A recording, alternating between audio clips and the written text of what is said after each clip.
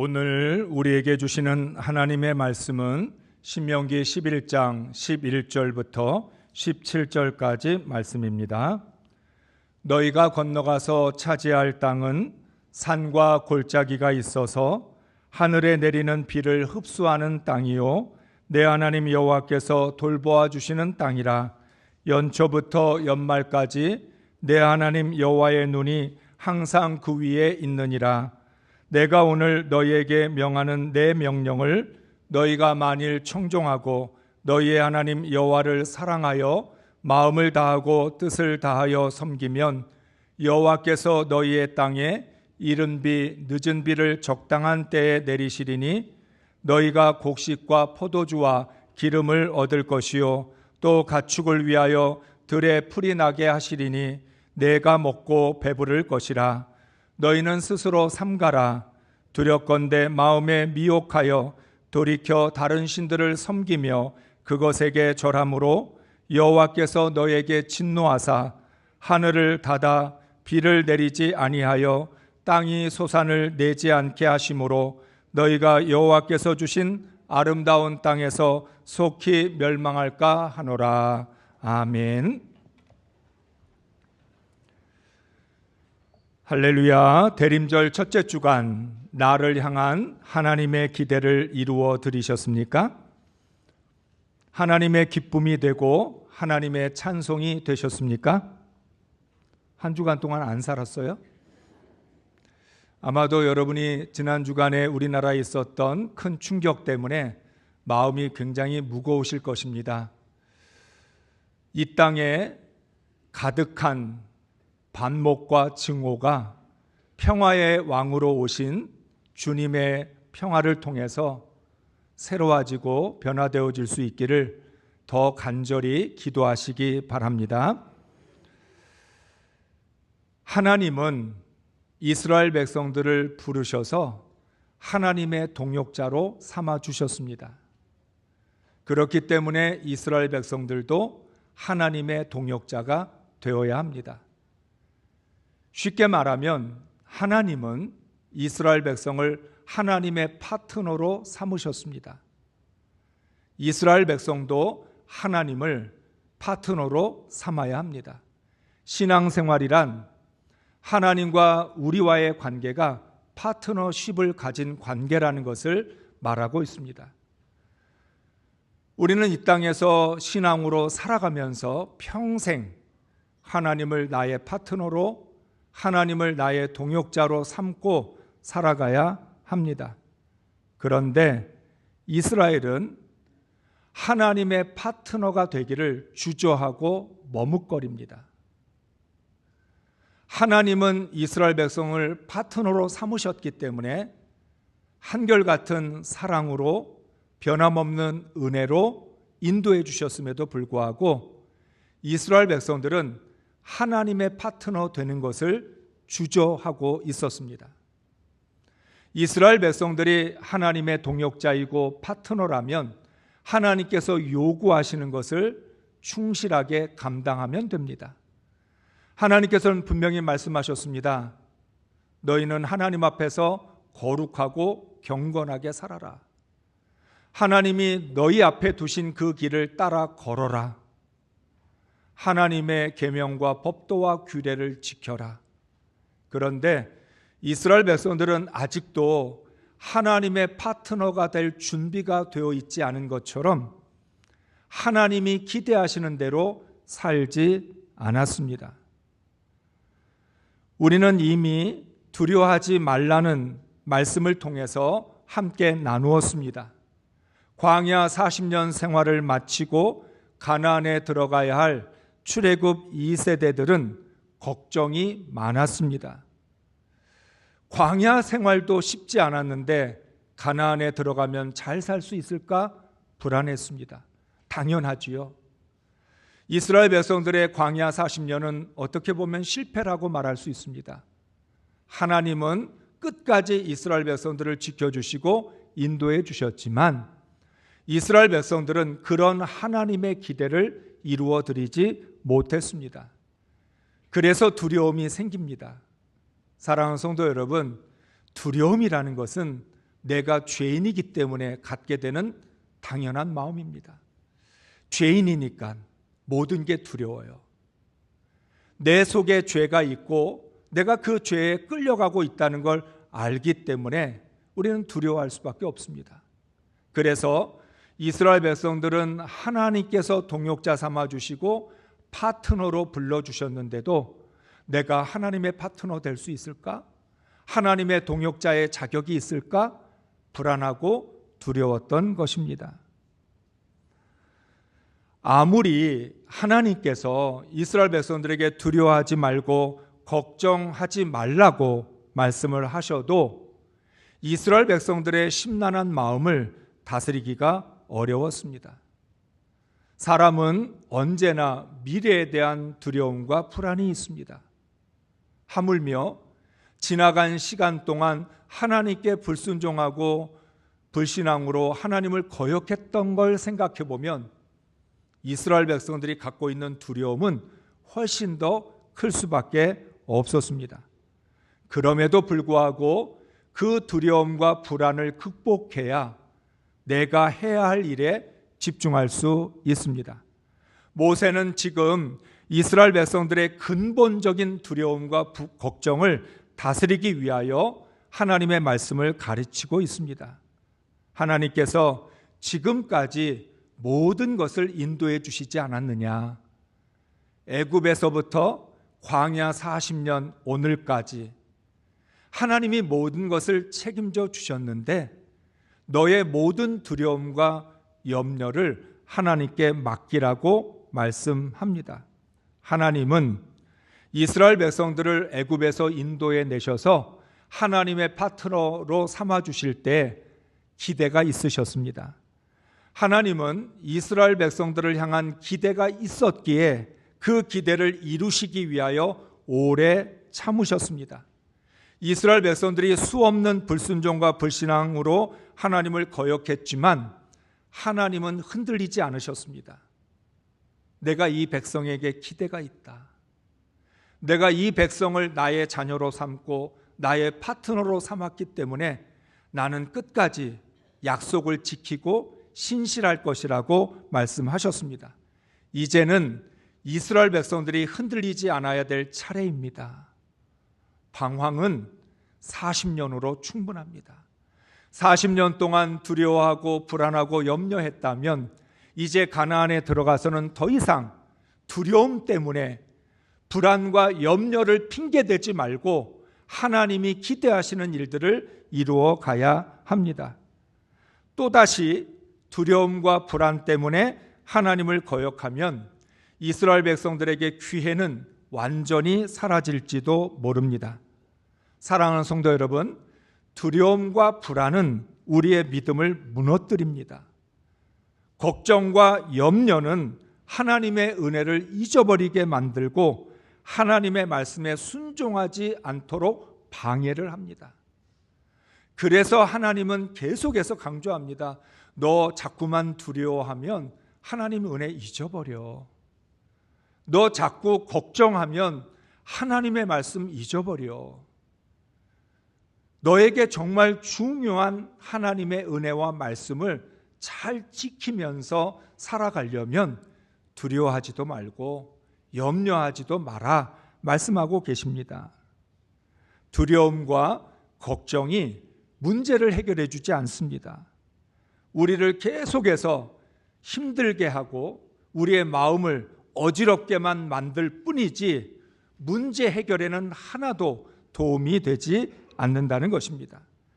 두려워하지 말라는 말씀은 두려워할 수밖에 없는 상황에서 하나님을 믿고 의지하라는 뜻입니다.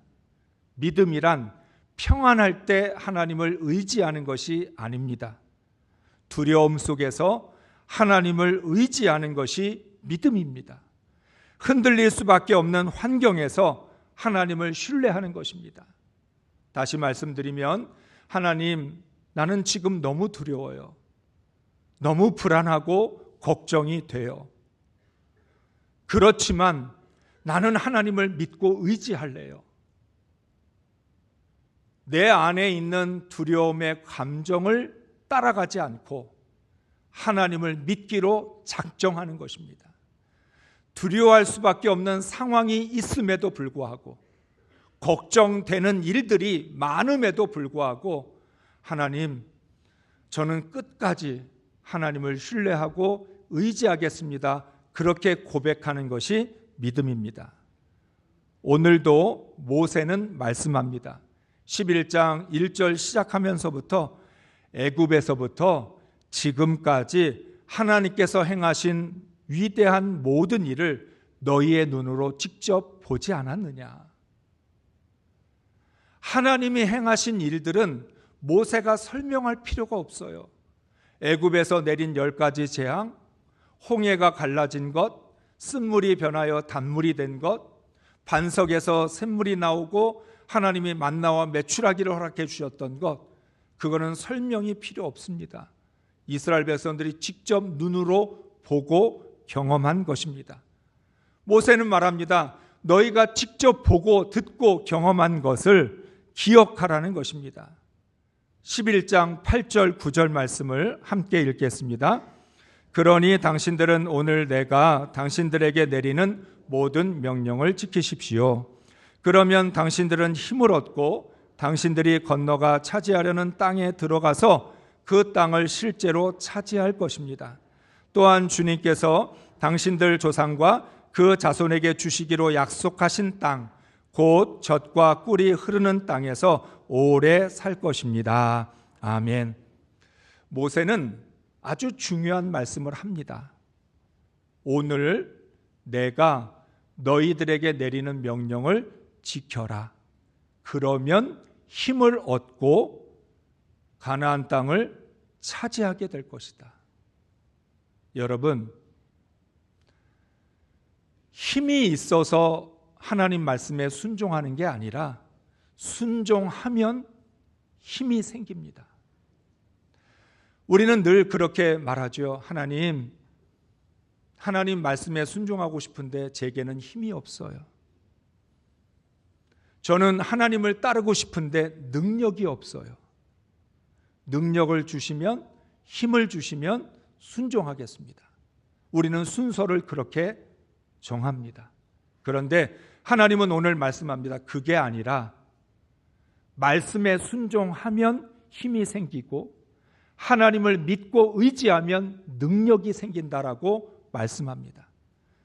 복음서에서 예수님께 고침받은 사람들 중에 예수님께 칭찬받았던 사람들은 믿음을 먼저 가졌습니다. 예수님이 나를 고쳐주실 것을 믿었습니다.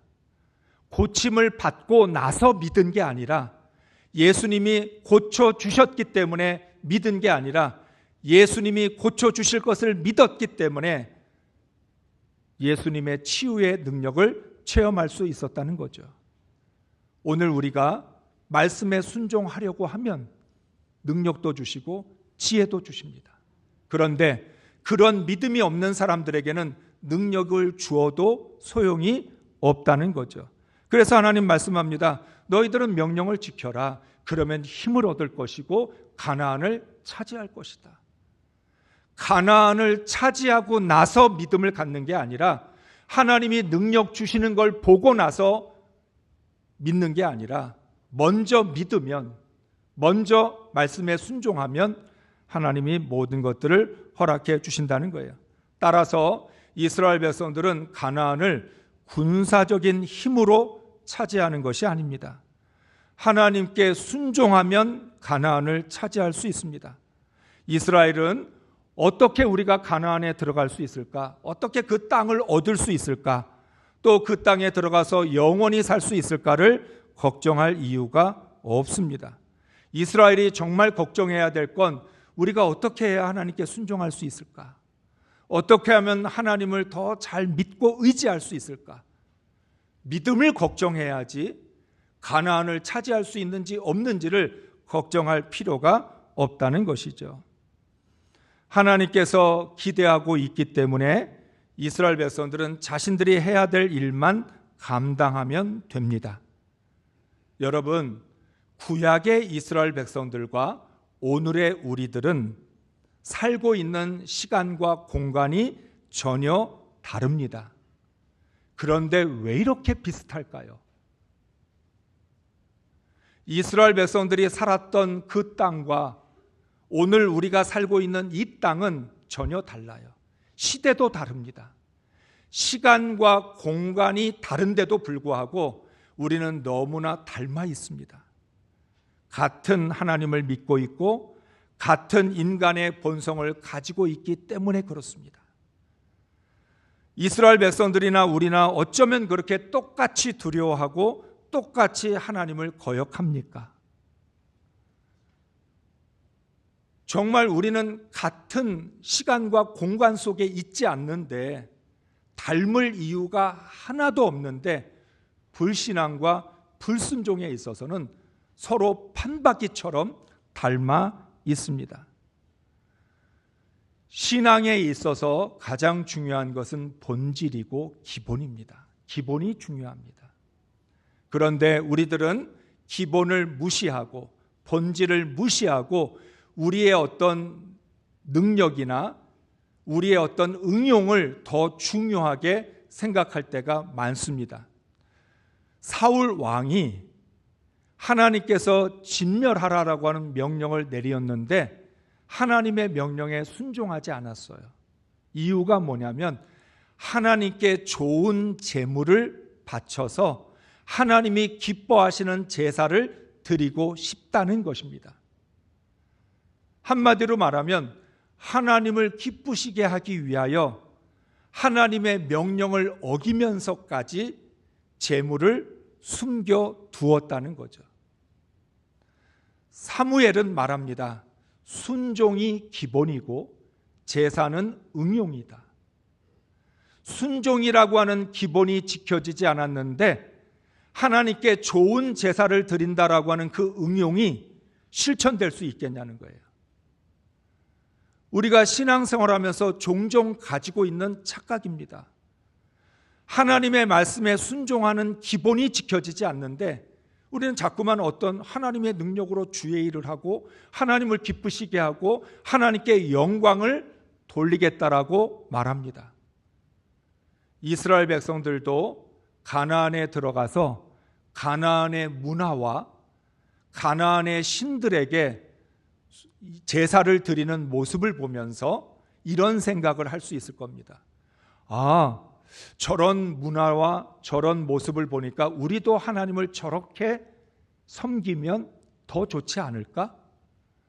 광야에서 단조로운 것만 경험했던 이스라엘 백성들이 가나안에 들어가서 화려한 문화를 바라보면서 거기에 유혹을 받을 겁니다. 야, 우리도 하나님께 제사 드릴 때 저렇게 드리면 더 좋지 않을까? 우리도 저렇게 살아가면 더 좋지 않을까? 그렇게 되면 이스라엘 백성들이 당연히 지켜야 될 기본을 무시하고 신앙의 본질을 외면한 채 응용과 변칙과 편법들을 사용하게 된다는 거예요. 오늘도 마찬가지입니다. 우리가 신앙생활을 하고 신앙의 공동체를 이루어가면서 세상적인 것들을 너무 쉽게 받아들입니다. 우리도 세상처럼 저렇게 하면 더 좋지 않을까? 세상적인 방법, 세상적인 문화, 세상적인 가치관, 그것들을 교회 안에 가지고 들어와서 우리도 그렇게 신앙생활하면 지금보다 더 낫지 않을까? 기본을 지키지 않고 본질을 지키지 않으면서 기술을 쓰려고 한다는 거죠. 지금 신명기에서 모세는 이스라엘 백성들에게 기본을 가르쳐 줍니다. 너희가 뭔가 특별한 걸 하려고 하지 말고 튀려고 하지 말고 네가 뭔가 잘해보겠다 그런 의욕만 가지고 하지 말고 먼저 신앙의 본질이 무엇이고 기본이 무엇인지 그것을 지켜라. 신앙의 기본은 하나님이 우리에게 요구하시고 원하시고 기대하시는 것을 지키는 겁니다. 하나님의 계명과 규례와 법도를 먼저 지켜야 그 다음이 있다라고 하는 거죠. 믿음이란 불필요한 것에 힘을 낭비하지 않도록 지켜줍니다. 반드시 해야 될 일에 집중하도록 인도해 줍니다. 믿음이란 그런 거예요. 하나님께서 우리에게 말씀하신 가장 기본적이고 본질적인 것에 집중하고 나머지는 하나님의 인도하심에 맡기는 겁니다. 하나님이 길을 열어주시고 힘주시고 지혜주시고 능력 주시면 그 다음입니다. 그런데 이스라엘 백성들은 지금 기본을 지키지 않으면서 신앙의 본질을 지키지 않으면서 자꾸만 뭔가 응용하고 특별한 것, 새로운 것, 기술을 쓰려고 하는 거죠. 하나님은 미지의 땅 가나안에서 일어날 불안과 염려를 차단하십니다. 11장 10절부터 12절까지 말씀 메시지 성경으로 읽습니다. 여러분이 들어가 차지하려는 땅은 여러분이 떠나온 이집트 땅과 같지 않습니다. 거기서는 여러분이 씨를 뿌리고 채소밭에 물을 줄 때처럼 직접 물을 주어야 했습니다. 그러나 여러분이 강을 건너가 여러분의 소유로 삼을 땅은 산과 골짜기가 있는 땅, 하늘에서 내리는 빗물을 흡수하는 땅입니다. 정원사이신 하나님, 여러분의 하나님께서 친히 가꾸시고 1년 내내 홀로 돌보시는 땅입니다. 아멘. 참으로 놀라운 하나님의 말씀이고 우리의 상식을 뛰어넘는 말씀입니다. 여러분, 이집트 땅과 가나안 땅은 비교가 되지 않습니다. 이집트 땅에는 나일강이 있어서 평야가 있고 비옥한 땅입니다. 물 걱정을 하지 않아도 될 땅입니다. 반면에 가나안 땅은 산과 골짜기가 있는 땅이기도 하고 물이 없는 곳이기도 합니다. 그러니까 단순하게 비교해 보면 이집트 땅과 가나안 땅은 비교가 되지 않습니다. 그런데 하나님은 뭐라고 이야기하냐면 너희가 이집트 땅에서는 물이 넉넉했을지라도 씨를 뿌리면 너희의 손길을 통해서 그 물을 대어 주어야만 했다는 거예요. 직접 물을 주어야 됐다. 그런데 가나안 땅은 하나님께서 이른 비와 늦은 비를 내려주실 뿐만 아니라 그 땅이 물을 머금고 있다가 농사를 지을 수 있도록 모든 것들을 도와준다라고 말씀합니다. 어떻게 그렇게 될 수 있을까요? 이집트 땅은 너희가 직접 수고하여서 물을 주어야 되는데 가나안 땅은 하나님께서 그 물을 공급해 주셔서 너희가 물을 주지 않아도 농사 지을 수 있다고 말씀합니다. 이게 어떻게 정말 가능한 일일까요?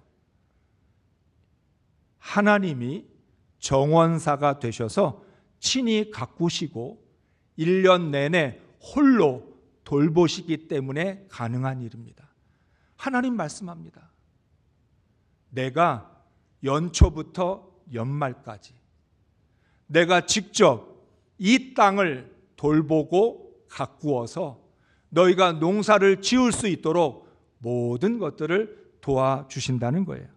한마디로 말하면 이집트 땅에서는 자수성가, 너희들의 수고와 노력을 통해서 농사를 지었지만 가나안에서는 하수성가, 하나님이 주시는 것으로, 하나님이 돌보시고 가꾸시는 것으로 농사를 짓게 될 것이라는 거예요. 이 말씀은 농사를 짓는데 뒷짐을 지고 있어도 된다는 뜻이 아닙니다. 여러분, 농부는 농사를 위하여 온갖 수고를 다하면서도 늘 불안합니다. 하늘에서 비를 내려주지 않으면 어떻게 할까? 땅이 열매를 주지 않으면 어떻게 할까? 그래서 농부는 하늘을 바라봅니다. 내가 아무리 농사를 열심히 지어도 하늘이 비를 내려주지 않는다면 내가 할 수 있는 게 없다. 땅이 열매를 주지 않으면 안 된다. 그래서 농사를 짓는 사람은 가장 정직할 수밖에 없어요. 농사를 짓는 분들 이렇게 대화를 나눠보면 그렇게 이야기합니다. 내가 농사 짓는 게 아니에요. 하늘이 농사를 지어주는 거고 땅이 농사를 지어주는 거예요. 내가 열심히 농사를 지어도요, 하늘이 때에 맞춰 비를 주지 않으면, 땅이 열매를 내주지 않으면 내가 어떻게 할 수 있는 게 없다라고 말합니다. 하나님께서 정원사가 되어주시면 열매에 대해서는 걱정하지 않아도 됩니다. 하나님이 정원사가 되셔서 이른 비와 늦은 비를 알맞게 내려주시고 땅으로 하여금 열매를 맺도록 하신다면 추수에 대한 걱정하지 않아도 됩니다. 농부는 자신이 해야 될 일만 하면 됩니다. 하나님께서 하시기 때문에 하나님이 하실 줄로 믿고 내게 맡겨진 기본적인 일들, 가장 농사를 위하여 해야 될 일들에만 집중하면 된다는 거죠. 하나님이 돌보심으로 말미암아 땅의 상태와 상관없이 열매를 거둘 수 있습니다. 그렇기 때문에 이스라엘 백성들은 씨를 뿌려놓고 싹이 나지 않을까 염려할 이유가 없습니다. 추수 때에 거둘 곡식이 없을까 봐 불안해하지 않아도 됩니다. 하나님은 이스라엘 백성들이 배불리 먹게 해주십니다. 오늘 약속한 말씀이에요. 너희가 배불리 먹게 될 것이다. 하나님이 직접 이 땅을 가꾸고 돌보셔서 너희가 굶주리지 않도록 배불리 먹을 수 있도록 모든 것들을 인도해 주신다는 거죠. 그러니까 이스라엘 백성들은 씨를 뿌려놓고 열매를 거둘 수 있을까 없을까? 하늘이 비를 내려줄까 안 내려줄까? 우리가 배고플까 배부르게 될까? 이거 신경 쓸 일이 없다는 거예요. 그냥 이스라엘 백성들이 해야 될 기본적인 일들, 마땅히 해야 될 일들에만 집중하면 하나님이 직접 농사를 지어주시고 모든 것들을 인도해 주신다는 거예요. 그래서 이스라엘 백성들은 깨어 있으면 됩니다. 우상을 섬기고 숭배하는 일이 없도록 하나님의 말씀에 순종하면 됩니다. 만약 유혹에 넘어가서 우상을 숭배하는 순간 하늘이 닫히고 비를 내리지 않을 것입니다. 16절 17절 말씀 메시지 성경으로 있습니다. 여러분은 유혹을 받고 길을 벗어나 다른 신들을 섬기고 숭배하는 일이 없도록 깨어 있으십시오. 그러지 않으면 하나님께서 진노하셔서 하늘을 닫으실 것입니다. 비가 내리지 않고 밭에서는 아무것도 자라지 않아서 여러분은 곧 굶어 죽고 말 것입니다. 하나님께서 여러분에게 주신 아름다운 땅에서 흔적도 없이 사라지고 말 것입니다. 아멘. 너희들이 유혹을 받아서 우상을 숭배하고 우상을 따라가는 순간 정원사이신 하나님께서 하늘을 닫아버리고 비를 내리지 않으실 거라는 겁니다. 하나님께서 하늘을 닫으시면 열 사람이 없습니다. 이스라엘 백성들이 아무리 열심히 농사를 지어도 이른 시간부터 이른 아침부터 밤늦게까지 밭에 나가 수고해도 열매 거둘 수 없습니다. 우리가 최선을 다해도 하나님께서 하늘을 닫으시면 우리가 얻을 수 있는 열매는 없습니다. 하나님께서 비를 내리지 않으신다면 우리가 무엇을 할 수 있겠습니까? 그래서 결국 이스라엘은 하늘을 닫고 비를 내리지 않는 그런 상황 때문에 하나님이 주신 아름다운 땅에서 흔적도 없이 사라질 것이라 말씀합니다. 너희가 아름다운 땅에서 흔적도 없이 사라지지 않으려면 신앙의 기본에 충실하고 깨어 있어서 우상의 유혹에 넘어가지 않도록 지켜야 한다는 거예요. 이스라엘 백성들이 흔적도 없이 사라지게 되면 그들은 역사에 남아 있을 수 없는 겁니다. 그렇다면 하나님께서 하늘을 닫지 않게 하시기 위해 무엇을 해야 될까요? 18절, 19절의 말씀을 읽습니다. 그러므로 당신들은 내가 한 이 말을 마음에 간직하고 골수에 새겨두고 또 그것을 손에 메어 표로 삼고 이마에 붙여 기호로 삼으십시오. 또 이 말을 당신들 자녀에게 가르치며 당신들이 집에 앉아 있을 때나 길을 갈 때나 누워 있을 때나 일어나 있을 때나 언제든지 가르치십시오. 아멘. 앞서 말씀드린 것처럼 너희는 신앙의 본질, 기본에 충실해라.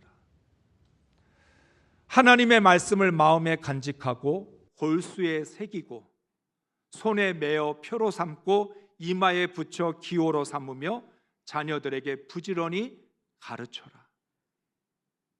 그러면 하늘이 닫히는 일이 없다. 비가 내리지 않는 일들이 일어나지 않을 것이고 너희는 하나님이 주신 그 땅에서 하나님의 은혜로 배부르게 될 것이라고 말씀합니다. 그렇기 때문에 이스라엘 백성들은 하늘을 바라보며 비를 걱정하기보다 하나님의 말씀을 가르치는 일에 집중해야 합니다. 자신들이 뿌려놓은 씨가 자라지 않을까 염려하기보다 하나님의 말씀을 간직하고 골수에 새기는 일에 힘을 써야 합니다. 비가 내리지 않으면 어떡할까 걱정할 필요가 없다는 거예요. 하나님의 말씀을 마음에 간직하고 골수에 새기는 일, 거기에 집중하면 된다는 거예요. 열매를 거둘 수 있느냐 없느냐 거기에 불안해하지 말고 신앙의 기본을 지키면 하나님이 책임져 주신다는 거예요. 하나님은 하나님의 자녀들이 본분을 다할 때 축복하십니다. 하나님의 기대가 이루어질 때 하나님은 우리의 기대를 채워주십니다. 그러므로 인생의 농사는 내가 짓는 것이 아닙니다. 인생의 정원사이신 하나님께서 인생의 농사를 짓습니다. 인생도 마찬가지입니다. 이 땅에서 살아가는 사람들 중에서 누가 자기 인생을 위하여 수고하지 않는 사람이 있겠습니까? 우리 모두는 저마다 인생의 농사를 잘 짓기 위해서 애쓰고 수고하고 최선을 다합니다. 그런데 왜 우리의 인생의 농사에는 열매가 없을까요? 수확이 없을까요? 왜 우리는 자꾸만 빈손이 될까요?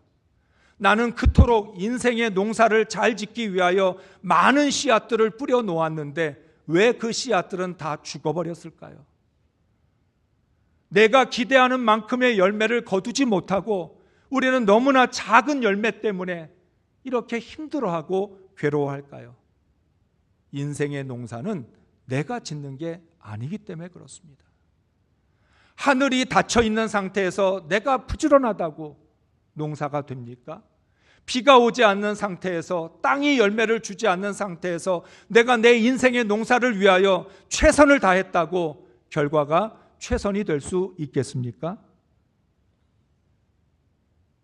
인생의 농사는 하나님이 지으십니다. 나는 하나님의 말씀을 배우고 가르치는 일에 전념하면 됩니다.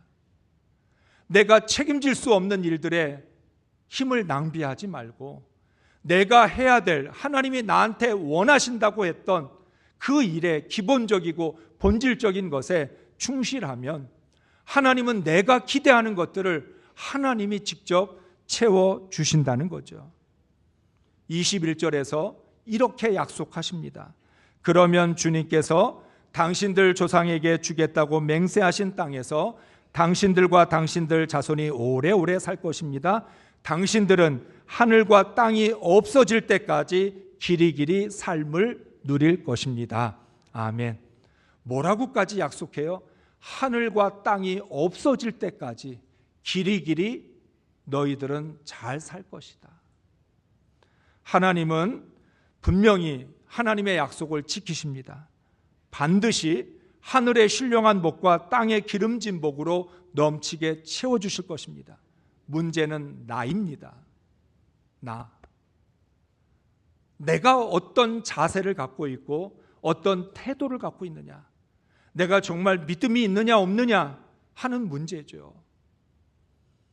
내가 하나님의 파트너이고 하나님이 내 파트너이시고 하나님이 인생의 농사를 지어주신 분이라는 것을 우리가 분명히 믿는다면 두려워할 것도 없고 염려할 것도 없고 나는 그저 내가 해야 될 일에만 책임을 다하면 하나님이 나머지는 다 책임져 주신다. 농사는 내가 짓는 게 아니라 하늘이 짓는 것이고 땅이 짓는 것이다. 이 가장 기본적인 원칙에 충실하면 하나님께서 이 땅에서 우리를 잘 살게 행복하게 살게 하실 것입니다. 올 한 해 동안 나는 무엇을 했는지, 내 인생의 농사는 어떤 열매를 거두었는지 인생의 정원사이신 하나님의 말씀으로 돌아보면서 새롭게 결단할 수 있기를 주의 이름으로 축복합니다.